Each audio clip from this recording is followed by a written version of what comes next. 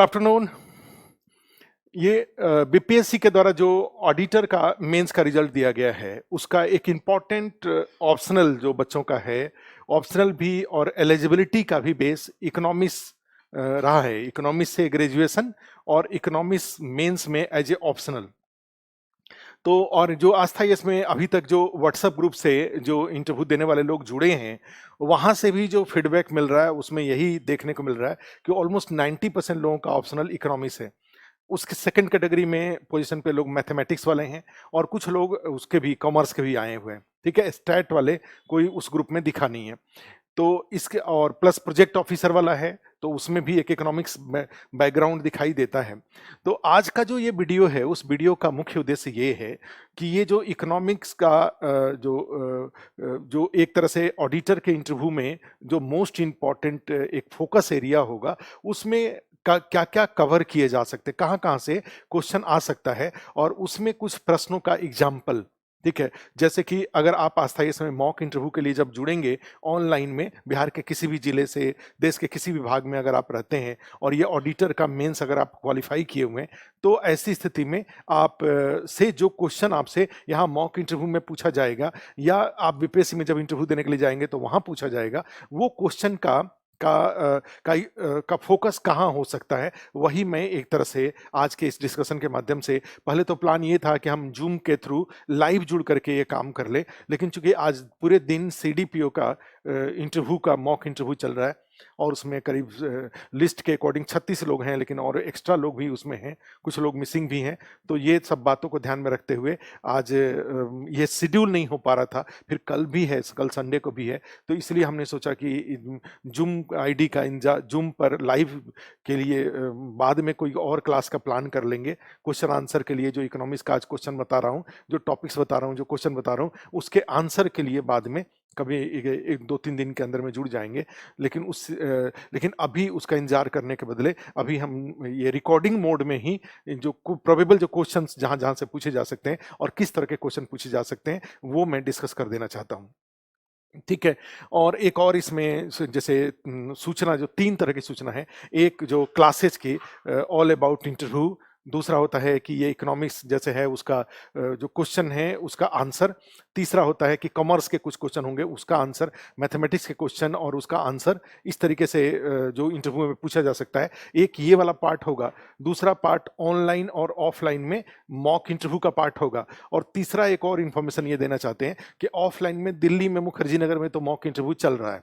ठीक है, तो लेकिन पटना में भी कई लोग ग्रुप में डिमांड कर रहे थे कि क्या पटना में भी ऑफलाइन में मॉक इंटरव्यू हो सकता है। तो मुझे लगता है कि जब डेट आ जाएगा, आज से 15-20 दिन बाद डेट जब हम लोग यहाँ पे दिल्ली में चीज़ों को थोड़े बहुत ऑडिटर का जो इंटरव्यू है उसको सेटल कर लेंगे, तो पटना में जरूर 2 या 3 दिन का मॉक इंटरव्यू, ऑफलाइन में मॉक इंटरव्यू का प्लान करेंगे।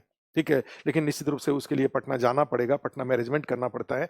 पिछली बार बीपीएससी जो 66 का जो मॉक इंटरव्यू था, वो हम लोगों ने मौर्य होटल में पटना में ऑर्गेनाइज किया था, और 2 दिन में करीब 67 लोगों का ऑफलाइन हम लोगों ने मॉक इंटरव्यू लिया था, सवेरे से लेकर के और शाम तक।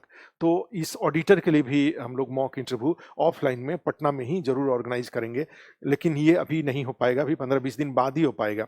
तो इसलिए जो लोग मुखर्जी नगर में नहीं है, दिल्ली में नहीं है और ऑफलाइन में इंटरव्यू देना चाहते हैं, उनके लिए निवेदन बस एक ही यही है कि भाई आप पहले ऑनलाइन में एक मॉक कम से कम दे लीजिए, जिससे कि आपको ये पता चल जाए कि आपके बायोडेटा पर कहाँ कहाँ से किस तरह के क्वेश्चन पूछे जा सकते हैं। और जूम से अभी जो सीडीपीओ का इंटरव्यू हो रहा है, बड़े ही कंफर्टेबल तरीके से इंटरव्यू चल रहा है, तो एक मॉक आप वो जरूर दे लीजिए। उसके बाद फिर सेकंड थर्ड मॉक के लिए सेकंड मॉक, एक मॉक हम लोग जरूर ऑफलाइन में, एक मॉक ऑफलाइन में जरूर करा देंगे, जो भी पटना में लोग होंगे उनका। ठीक है, ये बात करते हैं, लेकिन उससे पहले अभी हम लोग ये करते हैं कि आपको जैसे जो इकोनॉमी है, जो चाहे वो आपका ऑप्शनल के रूप में है या आपका जो एलिजिबिलिटी में जो ग्रेजुएशन के सब्जेक्ट के रूप में है, वहां से किस तरह के क्वेश्चन आपसे इससे पूछा जा सकता है, ये मैं एक फोकस एरिया डिफाइन करना चाहता हूं। तो इसमें जाएंगे तो आप जानते हैं कि 2 पार्ट में है। एक जो आपका जो थ्योरेटिकल पार्ट है इसका, ठीक है, जिसमें जितने भी जो थिंकर्स वगैरह होते हैं या जो भी इसमें जो थॉट वगैरह से रिलेटेड जो भी इकोनॉमिक्स का है, तो उस पार्ट की मैं चर्चा नहीं कर रहा हूँ। वो आप एकेडमिक, चूंकि एकेडमिकली आपने अपने ग्रेजुएशन में या फर्दर आगे जो पढ़ा होगा उसमें जरूर पढ़ा होगा, रिकार्डो का सिद्धांत क्या है, या माल्थस का सिद्धांत क्या है, या मार्शल का सिद्धांत क्या है, या इस तरह के जितने भी और भी डायग्राम वगैरह जितने भी होते हैं, ठीक है, वो सब क्या होता है, ये सब आप अपने ग्रेजुएशन के बेस पर आप इसको अच्छे से आप इसको एज्यूम कर लीजिए और उसको कर लीजिए। मेरा जो मेन फोकस यहाँ पे आज का है, और जो कि जनरली क्या होगा कि वहाँ पे आपसे क्वेश्चन पूछा भी जाएगा, जो मेन फोकस होगा वो प्रैक्टिकल जो इकोनॉमिक्स है उसके ऊपर होगा, और प्रैक्टिकल इकोनॉमी में जो फोकस एरिया होगा वो होगा इंडियन इकोनॉमी का। तो ये जो इंडियन इकोनॉमी वाला पोर्शन है, इसमें से कौन कौन सा टॉपिक्स और उस टॉपिक से किस किस तरह के प्रश्न, तो आपको ये इंडियन इकोनॉमी वाला जो पोर्शन है, भारतीय अर्थव्यवस्था वाला, इसमें जाते हैं तो यहाँ पे क्या हो सकता है, जो हिंदी वाले लोग हैं वो भी ध्यान रखें, भारतीय अर्थव्यवस्था, और इसमें कहां कहां से, तो एक जो सबसे जो इंपॉर्टेंट एरिया जो आपसे पूछा जा सकता है, वो जो टॉपिक हो सकता है वो है, आप जानते हैं, नेशनल इनकम का, national income and related concept का। ये जो टॉपिक है ये एक बड़ा इंपॉर्टेंट टॉपिक होगा, और इसका हिंदी होगा राष्ट्रीय आय एवं संबंधित अवधारणा।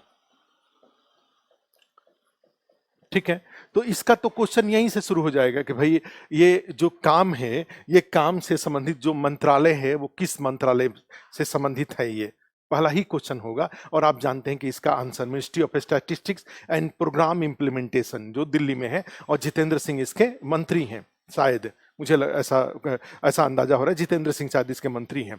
ठीक है, तो एमओएसपीआई इसका मंत्रालय है, उस एमओएसपीआई के अंदर कौन कौन से विभाग, इसमें कौन कौन से जो ऑर्गेनाइजेशन है या ऑफिसेज हैं, तो अभी आप जानते हैं कि पहले इसमें सीएसओ होता था, एनएसएसओ होता था, अभी के टाइम पे दोनों को मर्ज करके एनएसओ बना दिया गया है, और एनएसओ के द्वारा ही इसमें सारे तरह के डेटाज कलेक्ट किए जाते हैं। ठीक है, और वो डेटा आप जानते हैं कि आपका जीडीपी से संबंधित होगा, जीएनपी से होगा, पर कैपिटा इनकम से होगा, कंजम्पशन से होगा, सेविंग से रिलेटेड होगा, जीडीपी ग्रोथ से रिलेटेड होगा, ये बड़े सारे डेटा वहां पे कलेक्ट किए जाते हैं। और ये सारे डेटा क्यों इंपॉर्टेंट हैं, why statistical datas are important. ठीक है, why statistical datas are important, जो सांख्यिकीय आंकड़े होते हैं वो क्यों प्रमुख, क्यों महत्वपूर्ण होते हैं। ठीक है, इसमें इसके लिए कौन सा तरीका अपनाया जाता है, कौन कौन सी इसमें बाधाएं हैं, ठीक है, और इसके क्या क्या बेनिफिट्स हैं, ये। और फिर उसमें जो आपका जो भी कंसेप्ट है, जीडीपी का क्या मीनिंग है, जीवीए का क्या मीनिंग है, नॉमिनल जीडीपी का क्या मीनिंग होता है, नॉमिनल जीडीपी ग्रोथ का क्या मीनिंग होता है, ठीक है, रियल जीडीपी ग्रोथ का क्या मीनिंग होता है, ठीक है, constant GDP growth on constant price, GDP growth on on on market price, ये सारे क्या कंसेप्ट आपका बिल्कुल क्लियर होना चाहिए। हमने कई सारे क्वेश्चन इसमें से बता दिए, और उसके बाद इससे रिलेटेड जो लेटेस्ट डेटा है वो भी आपको क्लियर होना चाहिए, नेशनल पर्सपेक्टिव में भी और स्टेट पर्सपेक्टिव में भी, बिहार के संदर्भ में भी। बिहार में जीएसडीपी की क्या स्थिति है, जीएसडीपी ग्रोथ की क्या स्थिति है बिहार में, ठीक है, ये सब आपको अच्छे से जानने चाहिए। क्लियर है, पीछे की तुलना में वर्तमान में बिहार के बजट में, इकोनॉमिक सर्वे में ये सारे जो जीडीपी, जो जीएसडीपी ग्रोथ है वो दिया हुआ है। क्लियर है, तो ये बात, इससे रिलेटेड एक क्वेश्चन आपको ये जरूर, इसमें जितने क्वेश्चन हमने बताया वे सारे क्वेश्चन आपको तैयार कर लेने चाहिए। धीरे से आप वीडियो को स्लो करके जितना तरह के क्वेश्चन हमने बताया वो क्वेश्चन को आप नोट कर लेंगे। ठीक है, इंपॉर्टेंट होता है ये। नेक्स्ट जो सेकंड टॉपिक इसमें के लिए आपके लिए जो बड़ा ही इंपॉर्टेंट टॉपिक हो सकता है वो होता है, जैसे मान लीजिए पब्लिक फाइनेंस। पब्लिक फाइनेंस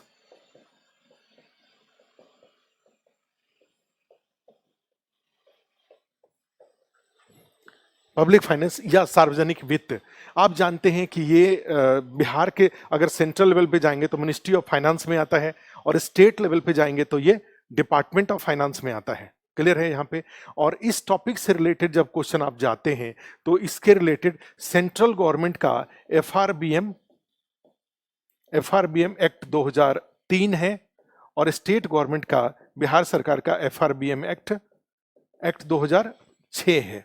आप जानते हैं इसके अकॉर्डिंग आपको इन दोनों का क्या मीनिंग होता है आपको जानना चाहिए, दोनों में, एफआरबीएम एक्ट 2003 और एफआरबीएम एक्ट 2006 का। यहीं से एक और क्वेश्चन आ जाता है, जो भारत सरकार के जो या सरकार सेंट्रल गवर्नमेंट स्टेट गवर्नमेंट के जो 3 अकाउंट्स हैं, ठीक है, 3 अकाउंट्स इनके कौन कौन से होते हैं। अब इन तीनों अकाउंट्स को आप जानते हैं कौन कौन सा। एक है आर्टिकल 266(1), दूसरा है आर्टिकल 266 2662 और तीसरा है आर्टिकल 267। ये तीनों आर्टिकल से संबंधित आप जानते हैं 3 खजाने हैं भारत सरकार के भी और बिहार सरकार के भी, और तीनों खजानों के बारे में आपको जानना पड़ेगा।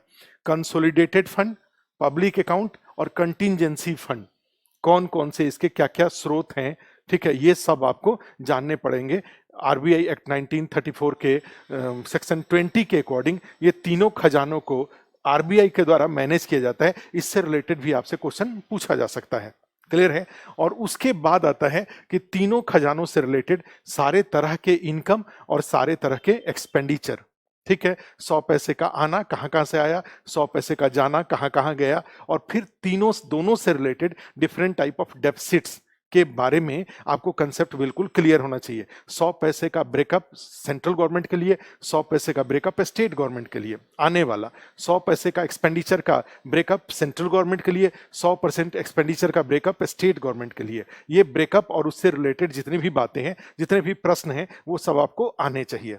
क्लियर है। तो यहाँ पे इस दूसरे नंबर के टॉपिक से रिलेटेड जो प्रश्न बनने के चांसेज हैं वो यहां से हैं, ठीक है। और फिर इसमें से आता है कि इस बार budget 2023-24 central government, budget 2022-23-24 state government, इन दोनों का जो डेटाबेस है वो डेटाबेस, और जो भी इनके न्यू इनिशिएटिव्स हैं वो न्यू इनिशिएटिव्स, ठीक है, भी आपको इससे संबंधित जान लेने चाहिए। इसमें आपके पद का, आपके पोस्ट का, जो ऑडिट ऑफिसर है, इसके पोस्ट का क्या रोल है, कहां पे क्या रोल है, ये भी आपको इसको समझने की बात है। जो तीसरा जो थर्ड टॉपिक है इसमें से जाएंगे तो यहां पर, ठीक है, वो तीसरा टॉपिक एक इंपॉर्टेंट हो जाता है, वो है मनी एंड बैंकिंग का। मनी एंड बैंकिंग, और मनी एंड बैंकिंग में जानते हैं कि आप 3 टॉपिक होते हैं। कौन कौन सा टॉपिक होता है? एक आरबीआई, दूसरा होता है बैंकिंग जिसको कि मुद्रा बाजार कहते हैं या मनी मार्केट बोलते हैं, और तीसरा जानते हैं शेयर मार्केट, ठीक है, स्टॉक एक्सचेंज या कैपिटल मार्केट इसको बोला जाता है। कैपिटल मार्केट का मार्केट जो होता है वो स्टॉक एक्सचेंज होता है। तो इनसे रिलेटेड सारे नए नए, यहीं से जाएंगे तो आप जानते हैं इन्फ्लेशन है, यहां से जानते हैं तो बैंकिंग रिफॉर्म है, और यहां से जाएंगे तो ये कैपिटल मार्केट से रिलेटेड जितनी भी एक्टिविटीज हैं, अभी स्टॉक एक्सचेंज से रिलेटेड जो भी भारतीय शेयर बाजार, विश्व में चारों तरफ जब मंदी आ रहा है, भारतीय शेयर बाजार आसमान छू रहा है, तो भारतीय शेयर बाजार जो हिस्टोरिकली जो हाई पे जा रहा है, इसके पीछे के क्या रीजन है, और भारतीय स्टॉक एक्सचेंज का फ्यूचर क्या है, ठीक है, ये सारी बातें एक आपसे वो पूछ सकते हैं, प्रैक्टिकल क्वेश्चन पूछ सकते हैं कि मान लीजिए एक आदमी को अभी शेयर बाजार में इन्वेस्ट करना हो, तो शेयर बाजार में इन्वेस्ट करने के लिए ये सही समय है कि नहीं है, बुल क्या होते हैं, बियर क्या होते हैं, ठीक है, ब्लू चिप कंपनी क्या होती है, स्मॉल कैप कंपनी क्या होती है, मिड कैप कंपनी क्या होती है, लार्ज कैप कंपनी क्या होती है, सेबी का जो रोल है वो है, अदानी को लेकर के जो भी डिस्प्यूट रहा है उसको लेकर के क्वेश्चन, हिडेनबर्ग का जो रिपोर्ट था वो रिपोर्ट क्या है, ये सब बातें, ठीक है, आपसे यहां से क्वेश्चन इस वाले पार्ट से, चूंकि वो प्रैक्टिकल पार्ट है, वो आपसे पूछ सकते हैं।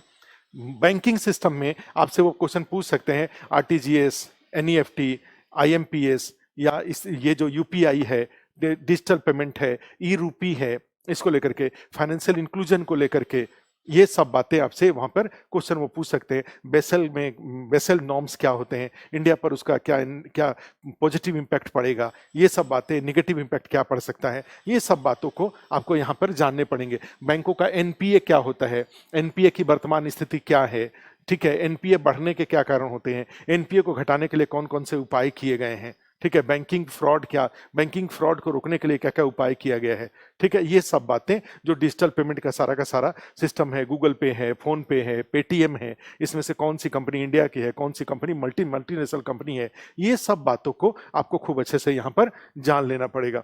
और इन्फ्लेशन आरबीआई में जानते हैं उसका मॉनेटरी पॉलिसी है, जो इन्फ्लेशन को कंट्रोल करने के लिए top monetary policy rate of interest को हाई रखा जा रहा है, इसका इकोनॉमी पे क्या पॉजिटिव है, क्या निगेटिव इंपैक्ट है, तो ये सब बातें यहाँ से, ठीक है। तो ये एक तीसरा जो मोस्ट इंपॉर्टेंट टॉपिक है वो टॉपिक आपसे और यहां से किस तरह के क्वेश्चन पूछे जा सकते हैं ये हमने आपको बताया, ठीक है। अब इसके बाद जाएंगे तो जो फोर्थ मोस्ट इंपॉर्टेंट टॉपिक एक हो सकता है, मैं ध्यान में रख रहा हूं आपके पद और आपका जो बैकग्राउंड है और आपका ऑप्शनल है उसको ध्यान में रखते हुए, ठीक है। जो फोर्थ टॉपिक है वो बड़ा ही इंपॉर्टेंट टॉपिक है और उसको बोलते हैं external factors affecting Indian economy, ठीक है, और भारतीय अर्थव्यवस्था को प्रभावित करने वाले बाहरी कारक। और ये बाहरी कारक में जानते हैं कि जो बाहरी कारक हैं,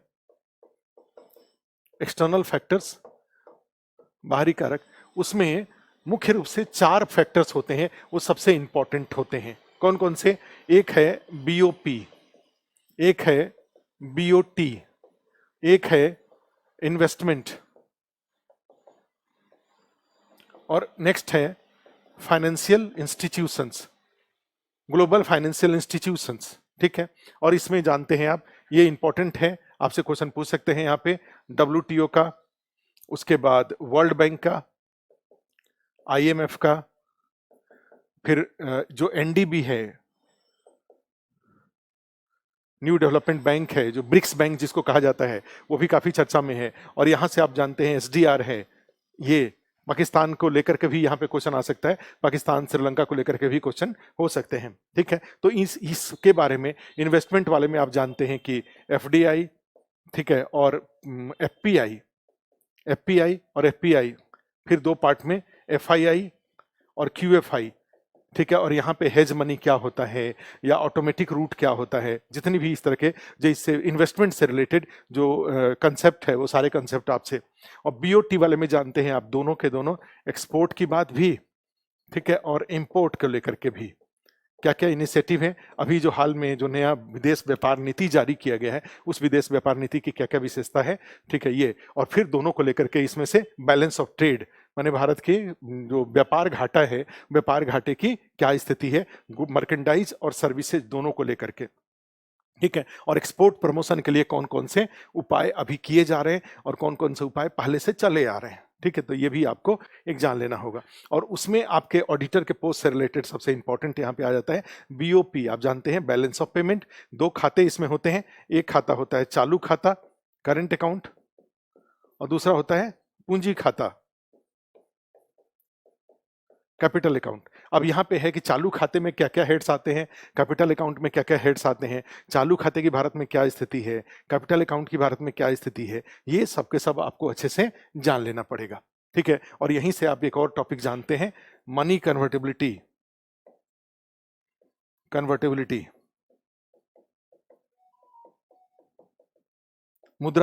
जिसको बोलते हैं मुद्रा परिवर्तनीयता,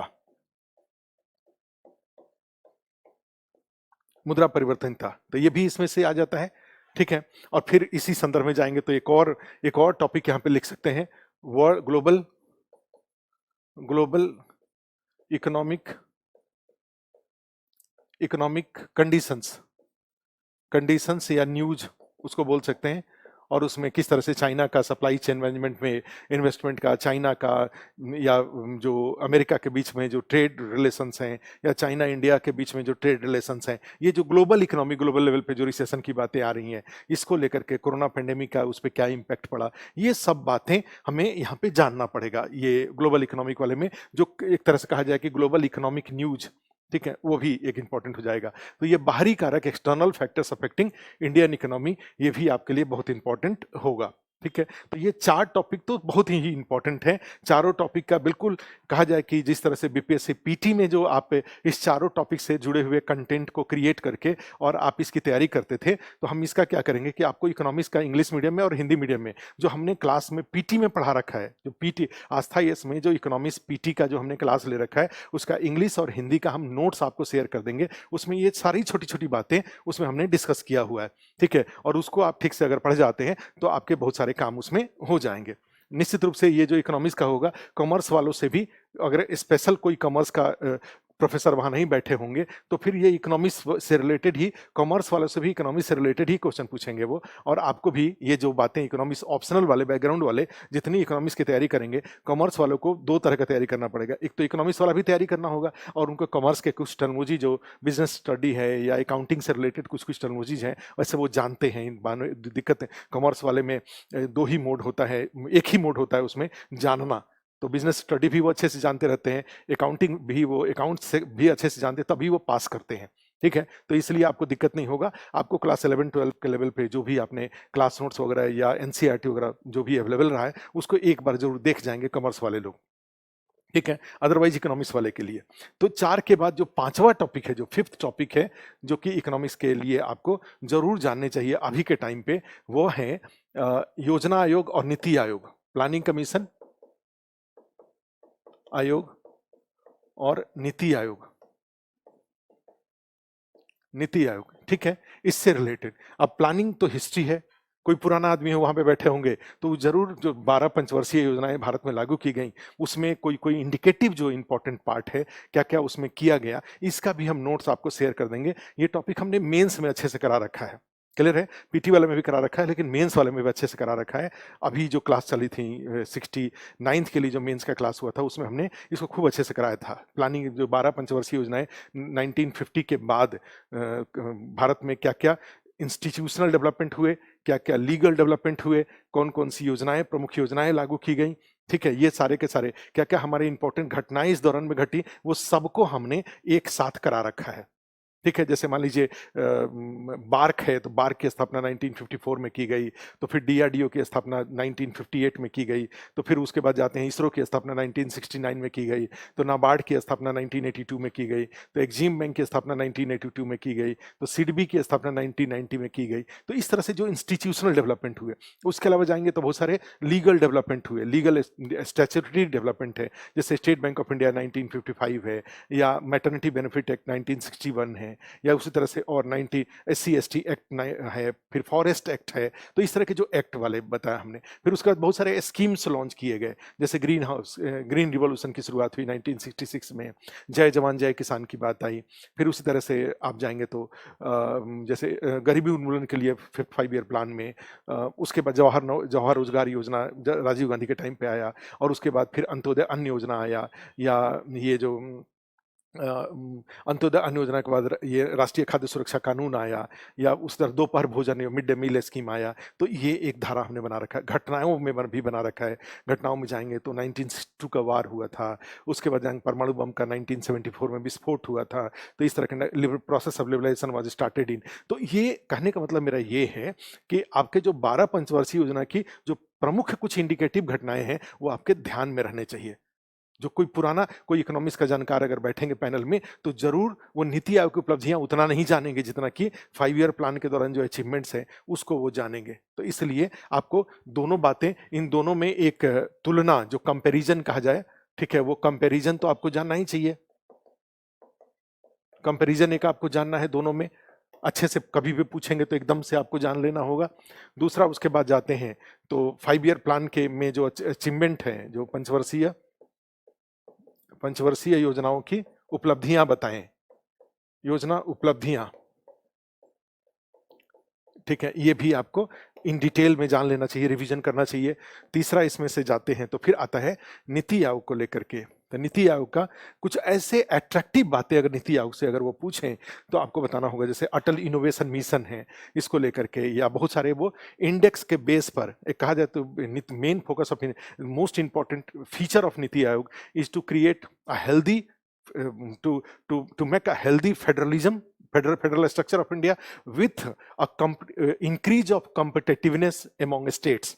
ठीक है, आप जानते हैं कि बड़े सारे उन्होंने एजुकेशन इंडेक्स बना रखा है, उन्होंने हेल्थ इंडेक्स बना रखा है, उन्होंने क्लीननेस इंडेक्स बना रखा है, और ये सारे के आधार पे एसडीजी इंडेक्स बना रखा है, और सारे इंडेक्स के बेस पर वो राज्यों को ग्रेडिंग करते हैं, उसका सीक्वेंसिंग करते हैं, उसका क्रम बताते हैं, और फिर जो जो भी स्टेट है उनको इस बात के लिए मोटिवेट किया जाता है कि जो बेस्ट ऑफ जो मॉडल्स हैं उस मॉडल को फॉलो करके आप भी उस अपनी स्थिति में सुधार करिए। जैसे बिहार में जाएंगे, लहरियासराय सबसे गंदा रेलवे स्टेशन था पहली बार जब रेलवे स्टेशन का, ठीक है, लेकिन आज के डेट में Darbhanga railway station, Laheriasarai railway station को एक तरह से वो उसके पोजीशन में काफी सुधार हुआ, और अब उसको एक तरह से नेशनल फेम का रेलवे स्टेशन डेवलप करने की बात उसमें की जा रही है। ठीक है, तो उसी तरह जाएंगे तो ये नीति आयोग वाला ये भी फैक्चुअली आपको इसको अच्छे से इसके बारे में जान लेना होगा। हम इसका भी नोट्स जो है, जो पीटी वाला नोट जारी करेंगे उसमें भी, और इससे रिलेटेड जो मेंस का नोट्स है वो भी दे देंगे, वो भी हम शेयर कर देंगे ग्रुप में, जो इंटरव्यू वाला ग्रुप है उसमें। जो छठा टॉपिक है, ठीक है, जो ध्यान में आपको रखने की जरूरत है, वो छठा टॉपिक है जैसे इंडिया में पॉवर्टी को लेकर के, गरीबी को लेकर के, औद्योगिक विकास को लेकर के जो भी इनिशिएटिव रहे हैं, ह्यूमन जैसे कहा जाए एक तरह से कि दो तरह के रिसोर्सेज होते हैं, एक होता है कैपिटल और दूसरा होता है ह्यूमन रिसोर्सेज। ठीक है, फाइनेंशियल रिसोर्सेज और ह्यूमन रिसोर्सेज। तो जो दो ह्यूमन रिसोर्सेज है वो बहुत इंपॉर्टेंट है। इंडिया और पाकिस्तान में ही डिफरेंस है। कभी पाकिस्तान का यूट्यूबर को देखेंगे आप तो आपको बड़ा आश्चर्य होगा, वो एकदम सीरियसली लैक करते हैं। जो Pakistani society is the list educated society. वहाँ के एक प्रोफेसर हैं, प्रोफेसर इफ्तिकार अहमद, वो स्वीडन में माइग्रेट कर चुके हैं, अभी इंडिया के 1.5-2 महीने से इंडिया में हैं। वो उनका 2 महीना यहाँ रहते रहते वो ऑलमोस्ट चेंज हो गए हैं, वो ऑलमोस्ट आधे कहा जाए कि 90% इंडियन बन चुके हैं। वो भौचक हो रह गए हैं यहाँ के लोगों को कितनी जानकारी है। ठीक है, जो इंडियंस है, हर आदमी हर कुछ के बारे में जानता है और इन डेप्थ जानता है, जबकि पाकिस्तान के किसी यूट्यूबर का या आप उस पर कोई देखेंगे उनको कुछ नहीं आता है। माने list knowledgeable society in world अगर मैं मानूं तो कहा जाए कि उसमें से एक पाकिस्तानी होंगे। जबकि इंडिया में जाएंगे तो एक साधारण रिक्शे वाले से भी कुछ पूछेंगे तो वो भी बहुत सारी बातों को जानता है। एक साधारण जो मजदूर होगा, कोई अनस्किल्ड कोई मजदूर होगा, उससे भी 4-6 बातें बोलेंगे, वो बहुत सारी बातें आपको बता देगा। तो इंडिया के साथ सबसे अच्छी विशेषता क्या है? इंडिया के जो लोग हमारे जो इतने सारे लोग हैं, 140 करोड़ जो लोग हैं, उसमें मेजोरिटी ऑफ जो लोग हैं वो सारे बहुत ही नॉलेजेबल हैं, उनको बहुत जानकारी है, माने काफी अच्छी अच्छी जानकारी है, और ये जानकारी उनका डाइवर्सिफाइड जानकारी है। ऐसा नहीं है कि कोई कंप्यूटर एक्सपर्ट है तो केवल कंप्यूटर वो जानता है, और भी चीजों को जानता है। और उसके पीछे ये भी रीजन हो सकता है कि क्लास 10 तक हर आदमी को हर कुछ पढ़ाया जाता है। ठीक है, और हमारे यहाँ पढ़ाई में जो इतिहास की जो डिस्प्यूटेड कुछ बातें होती हैं वो बहुत 0.0% के आसपास होती हैं। मेजॉरिटी ऑफ हमारे यहाँ जो सिविक्स होता है, इकोनॉमिक्स होता है, ज्योग्राफी होता है, साइंस होता है, इस तरह की चीज़ें हमारे यहाँ, लिटरेचर हमारे यहाँ खूब अच्छे से पढ़ाया जाता है। तो ये सब चीज़ें पढ़ाई जाती हैं और इससे बच्चा एक नॉलेजेबल आदमी होता है। ठीक है, तो इसमें जाएंगे तो खैर, तो यहाँ पे एक जैसे आता है वो ह्यूमन रिसोर्स वाली जो बात है वो भी बहुत इंपॉर्टेंट है। और ह्यूमन रिसोर्स से रिलेटेड यहाँ पे 2 बातें होंगी। एक तो आपको यहाँ पे सारे 3 बातें होंगी, डेटाज, आंकड़े, दूसरा होगा स्कीम्स, गवर्नमेंट स्कीम्स, और फिर इसी में एक और आता है अबाउट।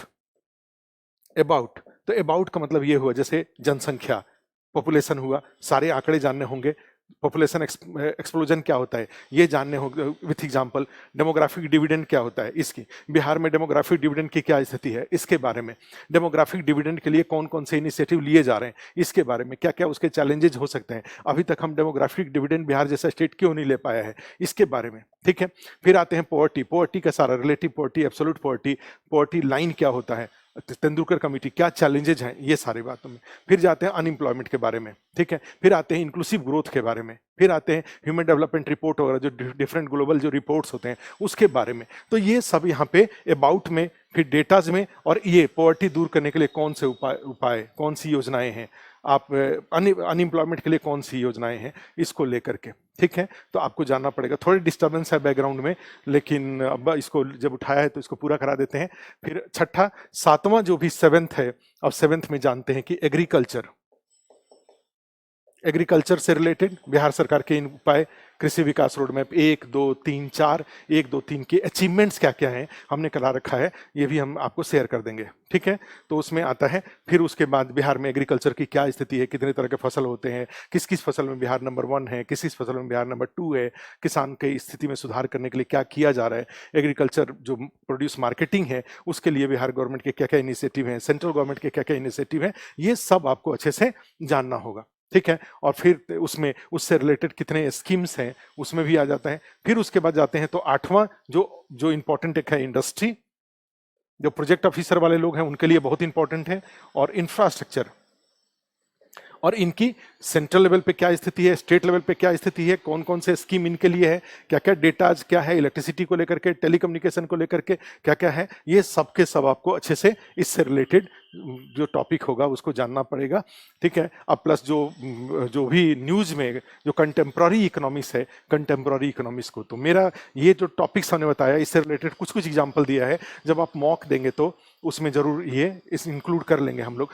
जब सारे से रिलेटेड क्वेश्चन जब बौछार आपका पहले मॉक में, जब ये सारे रिलेटेड हम बहुत सारे क्वेश्चन जब पूछेंगे आपको खुद भी पता चल जाएगा। पहले मॉक में हम कभी उम्मीद नहीं करते हैं कि आप हमारे सारे प्रश्नों का जवाब दें, लेकिन आप उस समय ये जरूर जान लीजिए कि आपको कहां से कहां तक किस किस लेवल के क्वेश्चन पूछे जा सकते हैं, ठीक है? तो ये कुछ इंपॉर्टेंट टॉपिक्स था, इकोनॉमिक्स और कॉमर्स दोनों के लिए इंपॉर्टेंट था, ठीक है? तो आप इसके बेस पर अपने प्रिपरेशन को स्टार्ट करिए, फिर हम लोग दोबारा मिलेंगे, मॉक इंटरव्यू में मिलेंगे। हमने जैसे बताया दिल्ली में ऑफलाइन, पटना में भी ऑफलाइन करेंगे, लेकिन पटना में हमें लग रहा है कि सेकंड मॉक ऑफलाइन हो पाएगा, अभी नहीं हो पाएगा, 15-20 दिन बाद हो पाएगा, ठीक है? अभी आप ऑनलाइन में जो जुड़ करके और ऑनलाइन में जूम के थ्रू आप मॉक दे लीजिए, उससे आपको अपना प्रिपरेशन का एक बेस हो जाएगा।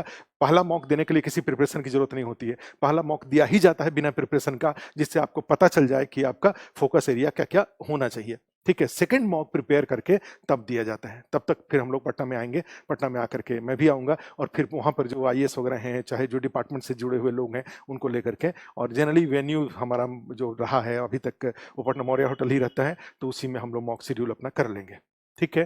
तो आज के लिए इतना ही। फिर हम लोग ये जो टॉपिक हमने बताया, आप इससे रिलेटेड क्वेश्चन अपना तैयार कर लीजिए, और क्वेश्चन तैयार करके आप मुझसे पूछ सकते हैं, ठीक है? तो हम लोग एक सेशन और रखेंगे इकोनॉमिक्स वाले पे, 1 या 2 सेशन रखेंगे, जो आपके इकोनॉमिक्स के प्रश्नों का जवाब देने के लिए, इंटरव्यू आंसर देने के लिए, ऑब्जेक्टिव आंसर सब्जेक्टिव आंसर देने के लिए नहीं, इंटरव्यू आंसर देने के लिए। जो आप खुद से कर सकते हैं उसको कर लीजिएगा, जो नहीं आता रहेगा उसको लिस्ट बना लीजिएगा, जूम पे हम लोग जुड़ेंगे, और उसको फिर आप उसको व्हाट्सएप ग्रुप में भी शेयर कर सकते हैं, व्हाट्सएप ग्रुप से हम प्रिंट आउट निकाल के और उस पर भी सारे प्रश्नों का जवाब हम दे लेंगे। कुछ ऐसे प्रश्न होंगे जिसका जवाब हम नहीं जानते रहेंगे, तो उसको हम पहले से प्रिपेयर करके आपको दे लेंगे जवाब, ठीक है? तो जो आपको लगता है कि आपसे क्वेश्चन इकोनॉमिक्स में पूछे जा सकता है, ये सारे टॉपिक्स के बैकग्राउंड में, टॉपिक्स के बेस पर, तो उसको आप प्रिपेयर कर लीजिए, प्रिपेयर करके व्हाट्सएप ग्रुप में शेयर कर लीजिए, और व्हाट्सएप ग्रुप में शेयर करिए, उसका हम रिप्लाई करेंगे, ठीक है? इंटरव्यू आंसर रिप्लाई कर देंगे, इंस्टेंट भी जो भी जूम पे जुड़ेंगे लाइव, उसमें भी जो आप क्वेश्चन पूछेंगे उसको भी हम जवाब दे लेंगे, ठीक है? तो आज के लिए इतना ही, थैंक यू।